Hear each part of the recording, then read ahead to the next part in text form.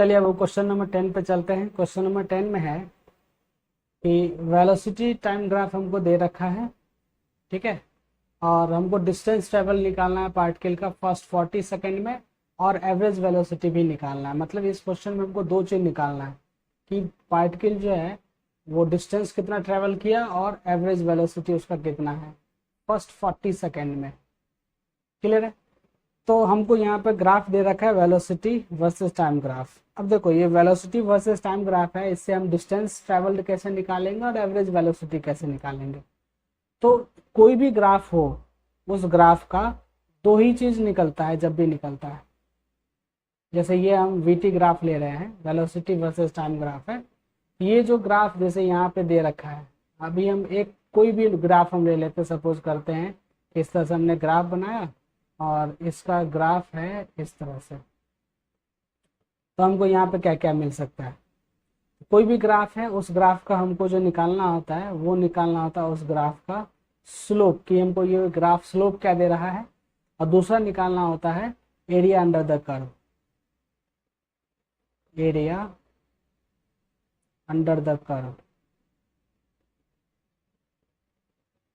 जैसे अगर मैं बात करूं ये जो ग्राफ है, इस ग्राफ का स्लोप क्या देगा, वेलोसिटी वर्सेस टाइम ग्राफ पर स्लोप देता है एक्सेलरेशन।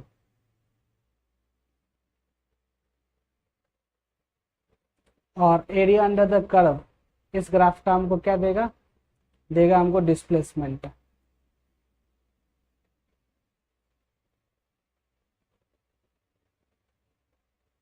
अब क्वेश्चन है कि ये बात कैसे समझ में आया कि इसका जो है स्लोप एक्सेलरेशन देगा और area under the curve displacement देगा। ये हमको कैसे पता चलेगा कि यही हमको देगा।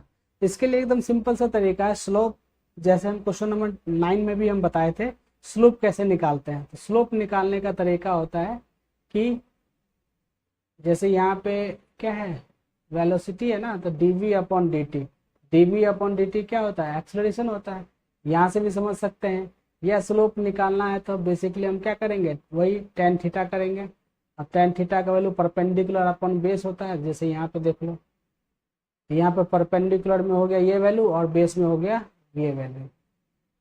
तो परपेंडिकुलर में क्या हो गया वेलोसिटी और बेस में हो गया टाइम। तो velocity change in velocity upon time क्या होता है, एक्सेलरेशन होता है। कुल मिला के वेलोसिटी वर्सेस टाइम ग्राफ का स्लोप क्या देगा, हमको एक्सेलरेशन देगा। अब एरिया अंडर द कर्व देख लो कैसे निकालेंगे। जैसे यही ट्रायंगल है, इसका हमको एरिया निकालना है। एरिया जो निकालेंगे, ये राइट एंगल ट्रायंगल दिख रहा है, राइट एंगल ट्रायंगल का क्या था formula, 1/2 into base into height. ठीक है, तो 1/2 यहाँ पे बेस में क्या है, बेस में है टाइम, और इंटू हाइट, हाइट में क्या है वेलोसिटी। टाइम इंटू वेलोसिटी क्या होता है, डिस्प्लेसमेंट होता है।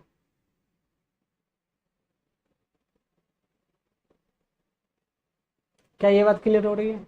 यहां से समझ में आ रहा है आप लोगों को कि स्लोप हम वीटी ग्राफ का, ये जो भी हम डिस्कस कर रहे हैं वो वीटी ग्राफ का, तो इस तरह से आपको हर एक ग्राफ का निकाल करके देख लेना है कि किसका स्लोप क्या देता है और एरिया अंडर द कर्व क्या देता है। ये आपको ग्राफ वाले क्वेश्चंस को सॉल्व करने में बहुत बहुत बहुत हेल्प करेगा। ठीक है, अब इसी बेसिस पे हम यहाँ पे सॉल्व करेंगे। तो पहला तो हमको बोल रहा है यहाँ डिस्टेंस निकालना। अब देखो, अब ये तो हमको बताने की जरूरत नहीं है ना कि डिस्टेंस और डिस्प्लेसमेंट में क्या डिफरेंस है। जैसे यहाँ से हमको एरिया अंडर द कर्व देगा डिस्प्लेसमेंट, लेकिन हमको निकालना है डिस्टेंस। डिस्टेंस और डिस्प्लेसमेंट में क्या डिफरेंस है, ऑब्वियस डिस्टेंस और डिस्प्लेसमेंट में बस डायरेक्शन का डिफरेंस है। दोनों चीज सेम ही है। अगर हम डायरेक्शन के साथ बात करेंगे तो डिस्प्लेसमेंट होगा, विदाउट डायरेक्शन बात करेंगे तो डिस्टेंस होगा। तो हमको यहाँ पे क्या बोल रहा है क्वेश्चन में, डिस्टेंस निकालना है। यहाँ पे देख लो क्वेश्चन में डिस्टेंस बोल रहा है, हम निकालेंगे। जैसे इसमें कितना डिस्टेंस ट्रेवल किया डिस्प्लेसमेंट, और इसका डिस्प्लेसमेंट निकाल करके दोनों को ऐड करेंगे। ठीक है, इर्रिस्पेक्टिव ऑफ देयर डायरेक्शन। चलो बनाते हैं, फिर पता चलेगा कैसे सॉल्व करना होता है। ठीक है,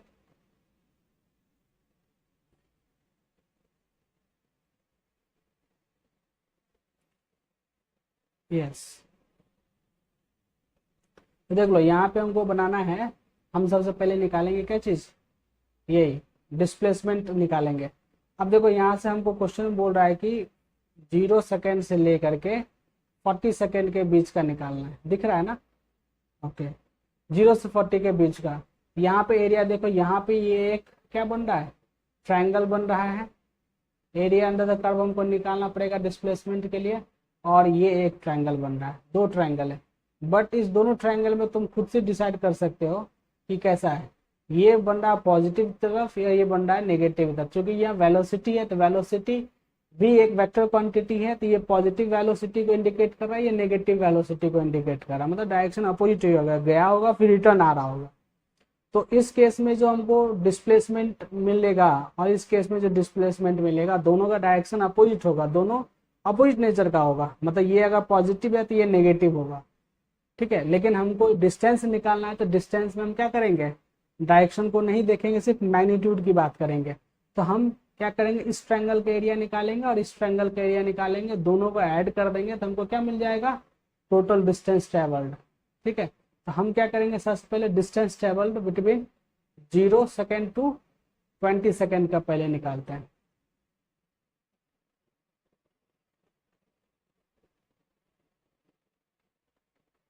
डिस्टेंस ट्रेवल्ड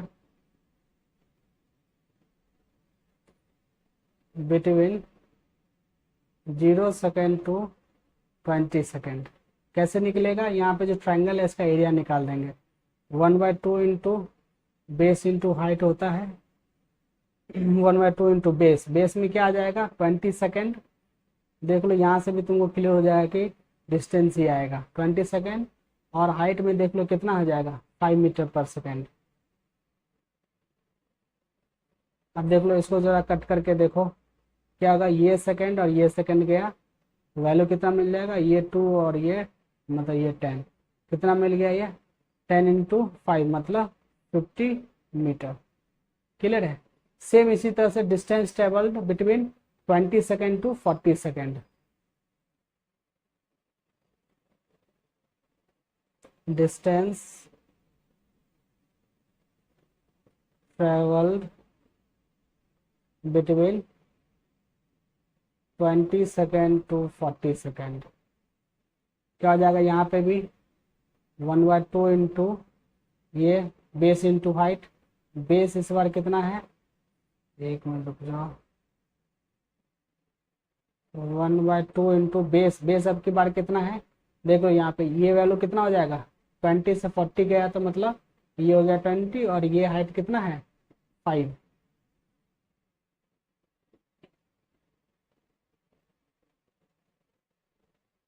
ये हो गया 20 सेकेंड इंटू 5 मीटर पर सेकेंड, सेम चीज हो गया। इसको कट करो कितना हो जाएगा 50 मीटर।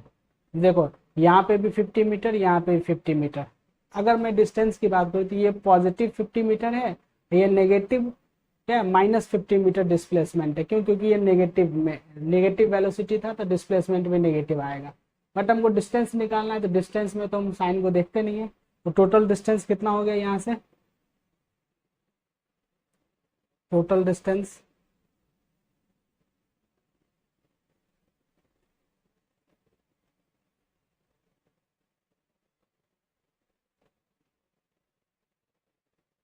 टोटल डिस्टेंस हो गया 50 मीटर प्लस 50 मीटर, कितना आ गया 100 मीटर। क्लियर है। ये हमको डिस्टेंस निकल के आ गया इसका, जो फर्स्ट पार्ट था 100 मीटर। अब हमको निकालना है एवरेज वेलोसिटी, जो नेक्स्ट पेज में देखते हैं। अब देखो यहाँ पे हमको निकालना है एवरेज वेलोसिटी, तो एवरेज वेलोसिटी कैसे निकलेगा, एवरेज वेलोसिटी बराबर क्या होता है, total displacement upon total time, total.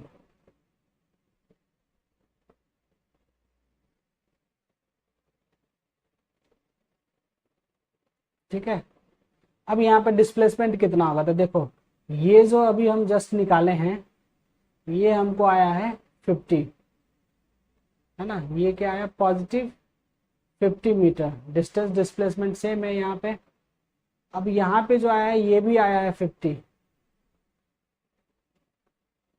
लेकिन डिस्प्लेसमेंट अगर हम बात करें तो ये पॉजिटिव वैल्यू है और ये हमको नेगेटिव वैल्यू है, तो दोनों को जोड़ो कितना हो जाएगा डिस्प्लेसमेंट 50 मीटर प्लस करेंगे -50 मीटर को, क्योंकि ये डिस्प्लेसमेंट नेगेटिव होगा, अपॉन टाइम, टोटल टाइम कितना है 0 से 40 मतलब 40 सेकेंड है, ऊपर हो गया 0, 0 अपॉन 40 सेकेंड मतलब ये हो गया 0।